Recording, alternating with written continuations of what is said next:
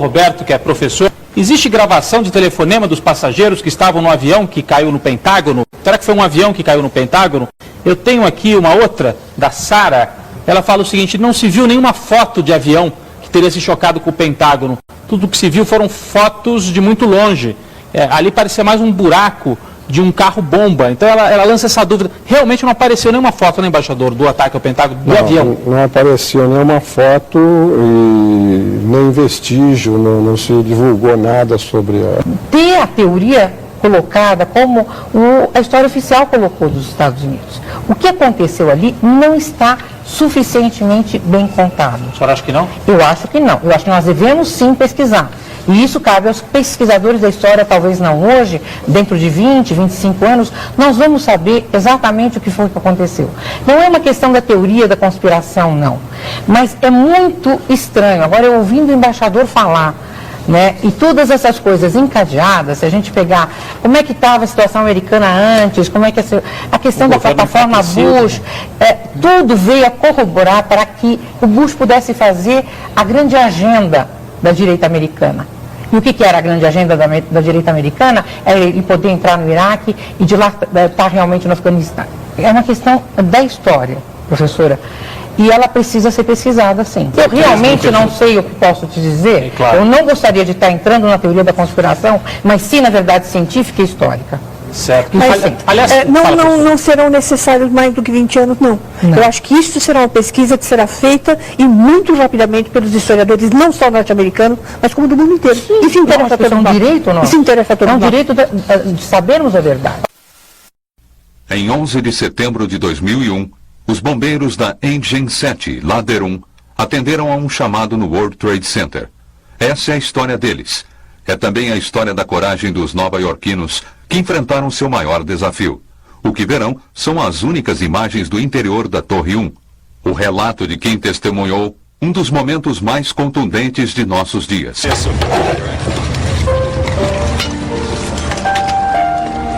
Quando se trabalha 7 quarteirões dos 2 prédios mais altos de Nova York,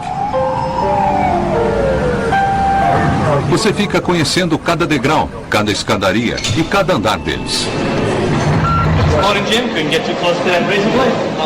Sou James Allen. Trabalho no Corpo de Bombeiros de Nova York há 9 anos na Ladder 1 no centro. Às vezes íamos ao World Trade Center 5 vezes em um turno. O que eu quero dizer é que conhecíamos bem as torres. Eram 8h46 da manhã. And then we heard a plane come over, and in Manhattan, you don't hear planes too often, especially loud ones.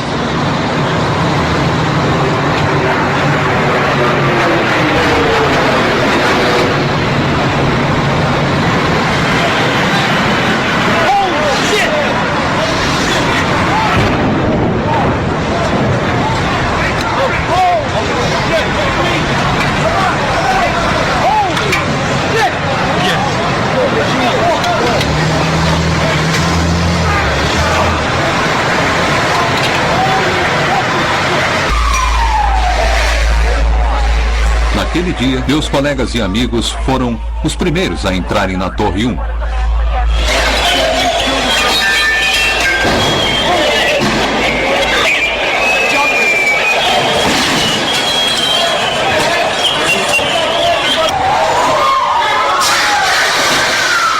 Pfeiffer foi o primeiro chefe a entrar no edifício. Imediatamente, um funcionário da autoridade portuária disse que o estrago tinha sido acima do 78º andar. Mas só podíamos dar uma olhada ao redor. Era óbvio que algo havia acontecido no saguão.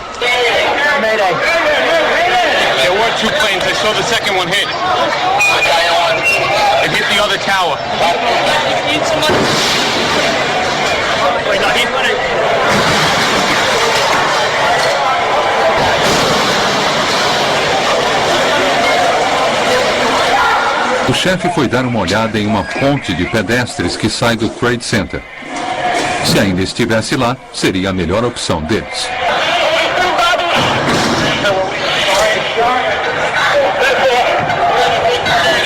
Foram para fora, para debaixo da ponte de pedestres, e se depararam com uma cena incompreensível.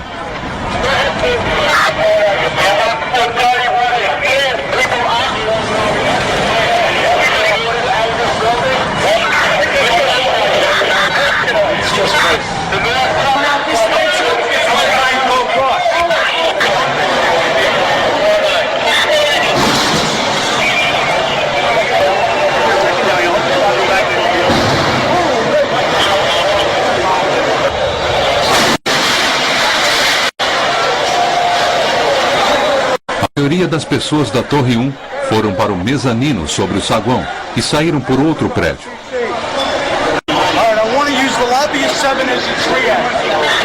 Os chefes não queriam ninguém saindo pelas portas do saguão. Bring more of those to you now. Barry Jennings, you were on the 8th floor. You work for the City Housing Department. Explain to me the moment of impact. Well, me and Mr. Hess, the Corporation Counsel, were on the 23rd floor. I told him we got to get out of here. We started walking down the stairs. We made it to the 8th floor. Big explosion. Blew us back into the 8th floor. And I turned to Hess. I said, this is it. We're dead. We're not going to make it out of here. I took a fire extinguisher and I bust the window out. That's when this gentleman tracked Barry down in June 2007 to interview him and hopefully elaborate on his experience. I called several individuals. One individual told me that to leave and leave right away. Mr. Hess came running back in and said, we're the only ones up here. We got to get out of here. He found the stairwell. When we reached the 8th or the 6th floor, the landing that we were standing on gave way. There was an explosion and the landing gave way. And I was left there hanging. I had to climb back up, and now I had to walk back up to the 8th floor. After getting to the 8th floor, everything was dark. It was dark, and it was very, very hot. Very hot. I asked Mr. Hess to test the phones as I took a fire extinguisher and broke out the windows. I'm hearing all types of explosions. All this time, I'm hearing explosions. And I'm thinking that maybe it's the buses around me that were on fire, the cars are on fire. I don't see no, but I'm still hearing these explosions. When they finally got to us, and they took us down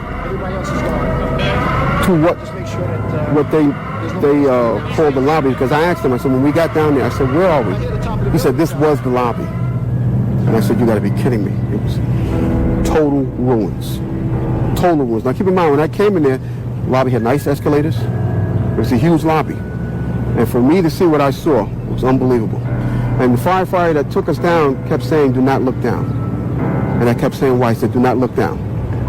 And we were stepping over people. And you can feel when you're stepping over people. They took us out through a hole that I don't know who made this hole in this wall. That's how they got us out. They took us out through a hole, through the wall, to safety. As they were taking me out, one firefighter had fallen. I believe he was having a heart attack. But before that, this big, giant police officer came to me. And he says, you have to run. I said, I can't run. My knees are swollen. He said, you'll have to get on your knees and crawl in. He said, because we have reports of more explosions. And that's when I started crawling. And I saw this guy fall behind me. And his comrades came to his aid. They dragged him to safety. I was looking for an ambulance for my knees. And at that time, they told me, we got to walk 20 blocks to refuge. Before I got there, Eyewitness News grabbed me and started interviewing me. That's basically it. To date, the only publicly available information is that Barry was in perfect health before suddenly being admitted to the hospital and subsequently passing away on August 19th, 2008. My mind is still there. That day I'll never forget. And the explanations that were given to me is totally unacceptable. Totally unacceptable. Because as I stated, I was there. I lived it. I lived through it. Actually, I thought I was going to die that day. Got home. I sat down in front of the TV, and my wife said, why do you keep watching this? Why do you keep... I couldn't stop watching it. And I knew why it came down, because of the explosion. Galileo's law of falling bodies calculates the time in which an object will travel a certain distance in complete freefall. Distance, d, equals 16.8 times time in seconds squared. The South Tower was 1,362 feet tall.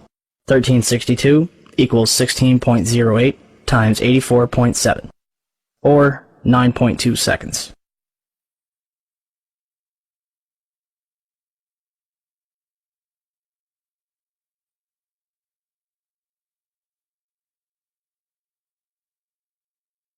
The Twin Towers came down in nearly free-fall speed. 200,000 tons of steel shatters into sections no longer than a couple feet long. 425,000 cubic yards of concrete is pulverized into dust. Thousands of lives are extinguished instantly. So what happened in the North Tower? Ask Willie Rodriguez. Willie, a janitor who worked in the World Trade Center for 20 years, was in sub-level 1 when the North Tower was hit. And all of a sudden we hear boom! I thought it was a generator that blew up on the basement. And I said to myself, oh my God, I think it's a generator.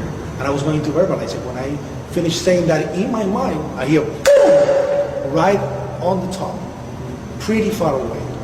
So it was a difference between coming from the basement and coming from the top. And that's, everybody started screaming. And a person comes running into the office saying, explosion, explosion, explosion.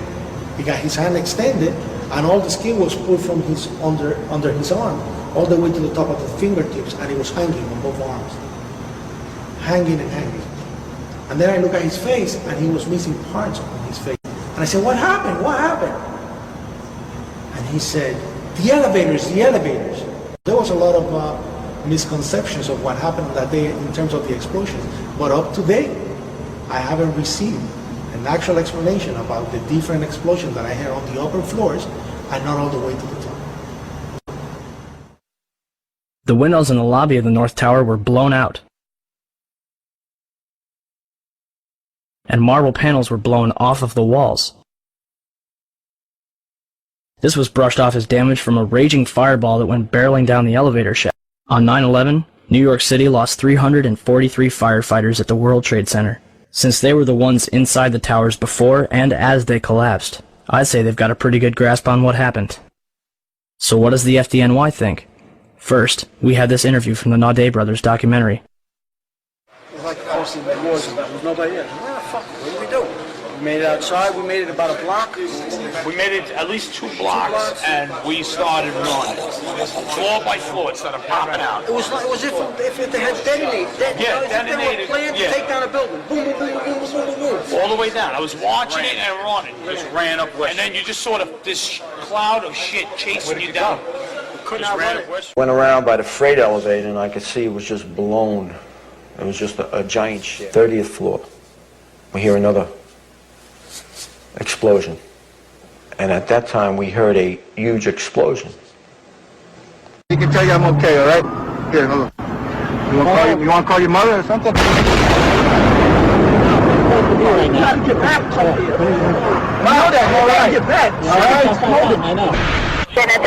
And eyewitnesses reported a series of explosions before and during the collapses. We heard the noise associated with an implosion. Secondary explosion on Tower 2. Some sort of explosive device. We're obviously having a bit of trouble right now maintaining our location because we just heard one more explosion. We heard a very loud blast, an explosion. They were taking photographs and securing this area just prior to that huge explosion that we all heard and felt. Not clear now is why this explosion took place. When there was some sort of collapse or explosion. From street level, as though it had exploded up, a giant rolling ball of flame, and the firefighters screamed, "Run!" It was like holy hell coming down upstairs. And then when we finally got to the bottom, they were coming out on the mezzanine level there, and then another explosion came right on me, just everyone flying. We stuck on the stairs for a while. We finally got down to the lobby. Then we get to the lobby, it was this big explosion. Having coffee in the World Trade Center when the first plane struck. And all of a sudden it sounded like, I don't know where the subway is, but it sounded like a subway collision, a bomb. And it was just pounding, boom, boom, boom. And I literally thought the subway had exploded. And the ladies that are with me were in the World Trade Center in the first building and escaped through the lobby where they report they believe there was a bomb in the lobby. Just get out of the tunnel in the blue. The subway tunnel? Yeah. Yes, I was right there. I was down in the basement, came down, all of a sudden the elevator blew up, smoke. I dragged the guy out, his skin was hanging off, and I dragged him out, and I helped him out to the ambulance. And when I got up to the concourse level, it was just like, like gunfire, and then just three big explosions. And even the turnstile was burnt and was sticking up, and they just told us to run. I heard the first explosion, and the elevator blew up. And as we were coming out, we passed the lobby. There was no lobby. So I believe the bomb hit the lobby first, and a couple of seconds then the first plane hit. Firefighter John Schroeder arrived in the lobby of the North Tower shortly after the first plane struck. So we're standing there in the lobby, we're getting all together. All of a sudden, we hear... I look down to my right, and the elevators exploded, something out of like a Bruce Willis Die Hard movie. People just come running out of the elevators, on fire, fireball.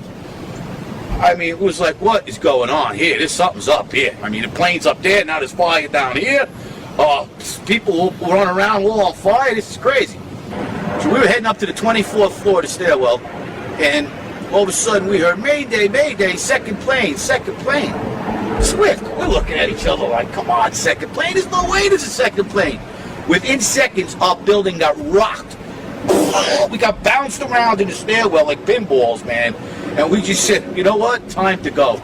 We got down to the lobby, and everything was blown out, exploded, everything was... And we were the only ones in the lobby now. We're going, wait a second here, where is everybody? Because the building was coming down the outside. They moved the command post to World Trade Center too. So now we're like, we didn't get no, where is everybody?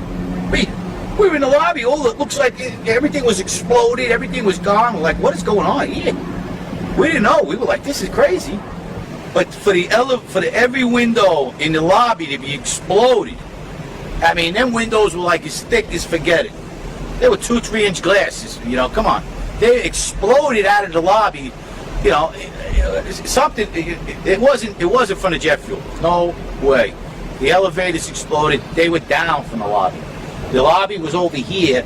That should never have happened. Something would happen there, and that wasn't. We came down. It looked like a bomb went off in the lobby. There was no fire. It just looked like a bomb went off. Do you still think the jet fuel brought down the World Trade Center?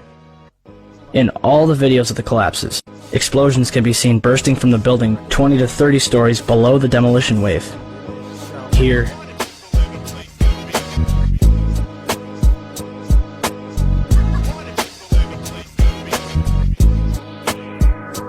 here,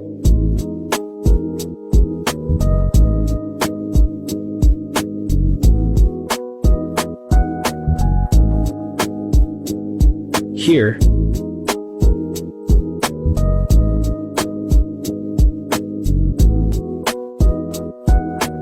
here,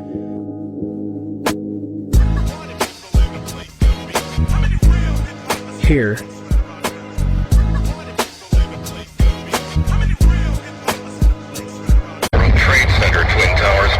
9 minutes later, the North 29 minutos depois, a Torre Norte segue para o sul, caindo em aproximadamente 10 segundos. No dia 6 de agosto de 1970, um prédio de escritório de 50 andares em Nova York queimou durante mais de 6 horas e não caiu. No dia 4 de maio de 1988, um prédio de 62 andares em Los Angeles e o fogo se espalhou por 4 andares e não caiu. No dia 24 de fevereiro de 1991, um arranha-céu de 38 andares na Filadélfia queimou durante mais de 19 horas e não caiu. No dia 17 de outubro de 2004, um arranha-céu de 56 andares na Venezuela, construído em 1976, queimou por mais de 17 horas. E adivinhe, não caiu. E então, em 11 de setembro de 2001, 2 arranha-céus novíssimos, completados em 1973, queimaram por 56 minutos e 17 minutos respectivamente, queimando em 4 andares e depois caindo completamente até o chão. E pense, o governo federal quer que acreditemos que essas estruturas maciças foram destruídas por 35 mil litros de combustível de jato? Rapidamente desmascara isso. O voo 157 bateu na Torre Sul entre os andares 7, 8 e 80 às 9h02 da manhã.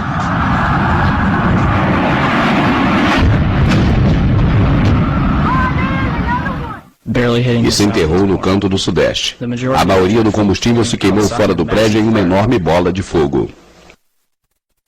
E mesmo assim, essa torre caiu primeiro, mesmo com a Torre Norte tendo mais tempo de incêndio, queimando por meia hora a mais. Sempre que essas evidências são apresentadas, as pessoas fazem as diferentes perguntas. A primeira é, se aviões diferentes foram usados, o que aconteceu com os originais? Se pudéssemos ver o conteúdo das caixas pretas dos aviões, se provaria se são os aviões originais. Um avião comercial carrega 2 caixas pretas diferentes. De acordo com o FBI, 7 das 8 foram danificadas, e não é possível repará-las. Resumindo, 7 caixas diferentes, feitas dos materiais mais resistentes conhecidos pelo homem, foram completamente destruídas e irreparáveis. Mas um passaporte feito de material frágil, conhecido como papel, conseguiu passar por uma explosão de 1.100 graus e caiu sem danos a alguns quarteirões, onde o FBI convenientemente encontrou para incriminar Saddam Hussein e Al-Qaeda pelos ataques. Quem escreveu esse roteiro? E sobre esses sequestradores? Pode parecer engraçado, mas pelo menos 9 ainda estão vivos. Walid bin al-Shahri, um piloto da Saudi Arabian Airlines, vive em Marrocos. William al-Shahri está vivo e bem. Adaluk al-Omar é um piloto saudita da Aeroliner vivendo na Arábia Saudita. Mohamed Charler está vivo e mora na Arábia Saudita. Khalid Ashmidar é programador de computadores e mora em Meca. Salam al-Shemi trabalha em Imbu, na Arábia Saudita. Saed al-Agmi é piloto e vive na Tunísia. Ahmad Almi é supervisor da empresa aérea da Arábia Saudita. E finalmente, Mohamed Atta, seu pai disse ter recebido ligações dele no dia 12 de setembro. No dia 14 de dezembro de 2001, o governo divulgou um tape de um Bin Laden confessando ter feito os ataques de 11 de setembro, que dizem ter encontrado em uma casa em Kandahar, no Afeganistão. Exceto que existem inúmeras coisas erradas nesse tape. Primeiro, o próprio tape é de qualidade muito baixa. Segundo, o homem do vídeo não se parece e não agem como Bin Laden. De acordo com a homepage do FBI, Osama Bin Laden é canhoto. E nesse vídeo, ele escreve uma nota com a mão direita. Sem mencionar que usa um anel de ouro e relógio, que são proibidos pelas leis islâmicas. Isso nunca foi mencionado pelo FBI em nenhuma descrição dele. Comparando esse vídeo com outras 4 fotos de Bin Laden,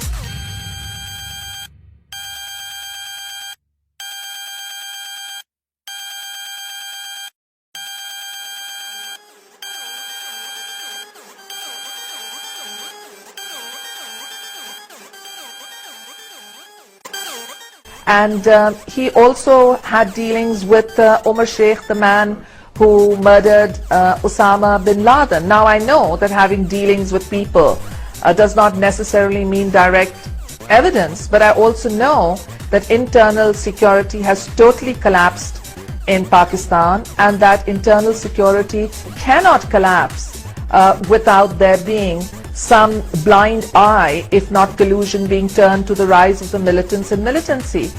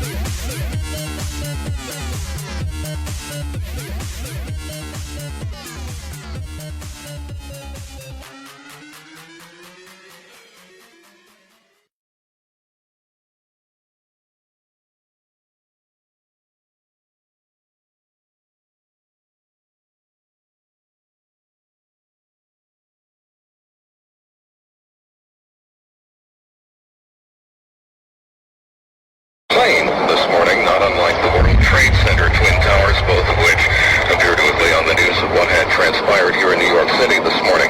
If you are a New York City firefighter, you are ordered to report to your station immediately. We need the help this morning with the major disaster unfolding in New York City, and the world has changed markedly in little less than an hour. When we first got word that a plane had crashed into the World Trade Center, we then saw a second plane crash into the second tower of the World Trade Center. We later got word of a plane apparently crashing into the Pentagon, word that the White House had been evacuated, now the Capitol and the Treasury also having been evacuated. What we have not heard yet are casualty figures for what is obviously a massive disaster at the World Trade Center, and there is no doubt massive loss of life there. We've been... And the smoke is building, still heading towards Brooklyn. You can smell the smoke from here. It's coming from the entire area of both buildings. It's unbelievable. Well, this really is a case of a situation that you thought couldn't get any worse, getting progressively worse. Yeah. First one plane crashing into the World Trade Center, then a second crashing into the second tower of the World Trade Center. Unbelievable. Word now that a plane has crashed into the Pentagon. It has been evacuated along with the West Wing of the White House. The Treasury has been evacuated. The Capitol evacuated. The Sears Tower in Chicago has been evacuated. There was no threat of an attack against the Sears Tower, but they're obviously going to quit while they're ahead there. And all of this, the world... Oh, wait. Oh, my God. Oh, my God. The building fell. Are you there? The building fell.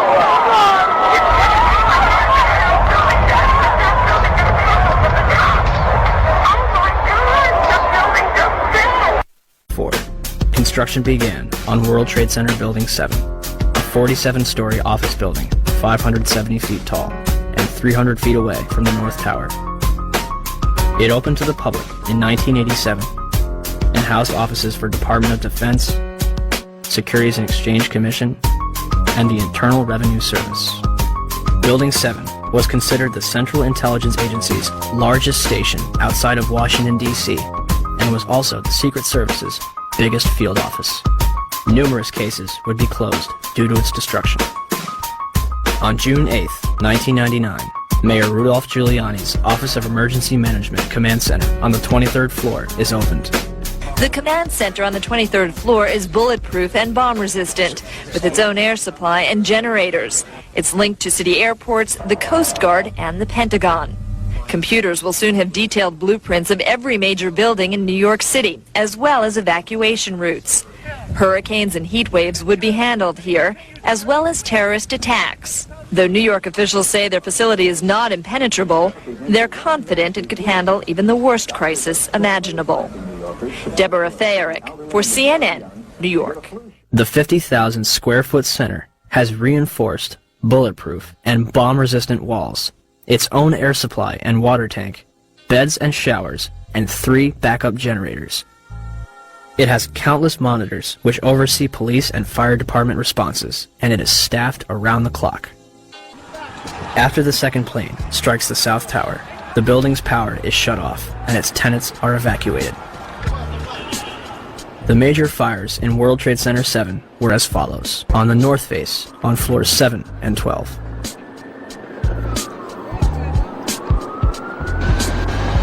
On the west face, between floors 29 and 30. After 4 p.m., news outlets began reporting that the building had collapsed. We are getting information now that one of the other buildings, Building 7, in the World Trade Center complex is on fire and has either collapsed or is collapsing.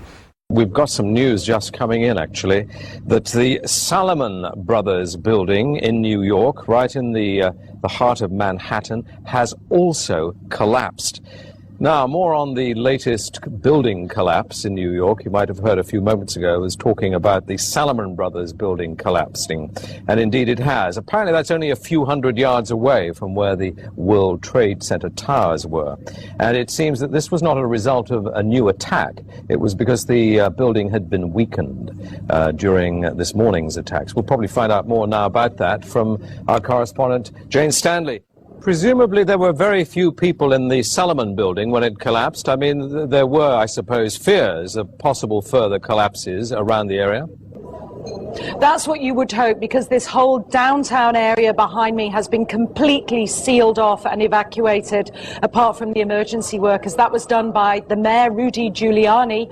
Jane, I think many of us, when we heard the news, perhaps on the radio earlier today, were completely flabbergasted by it and just couldn't comprehend it. I mean, it almost sounded too far-fetched. I was wondering what it's felt like for you being in Manhattan. Well, unfortunately, I think we've lost the line with Jane Stanley in Manhattan. Perhaps we can rejoin her and follow that up later. Where did CNN and BBC get their information, especially considering the building was still standing directly behind their reporters? The collapse of the building at 5:20 p.m. would cause speculation as to how it fell. The collapse of the main structure takes place in approximately 6.5 seconds.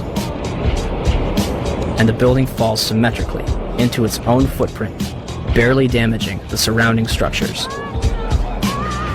It will create a pyroclastic cloud that mushrooms down surrounding streets. So, where do we go from here? Your reaction to this will be either an emotional one or a logical one. You will deny that these things are possible and insist that this information is ridiculous and go about your life. Or you will acknowledge a number of serious, glaring issues with the United States story of 9/11 and do your part to further a new criminal investigation into the day's events. How long will the American public or the world wait for the truth about September 11th? How much louder will the family members and survivors have to scream for answers? September 11th was not just a terrible tragedy that took the lives of thousands of innocent people. It was an American coup, a violent and aggressive seizure of power and a transformation of both foreign and domestic policy. The slaughter of civilians in broad daylight as a means of promoting an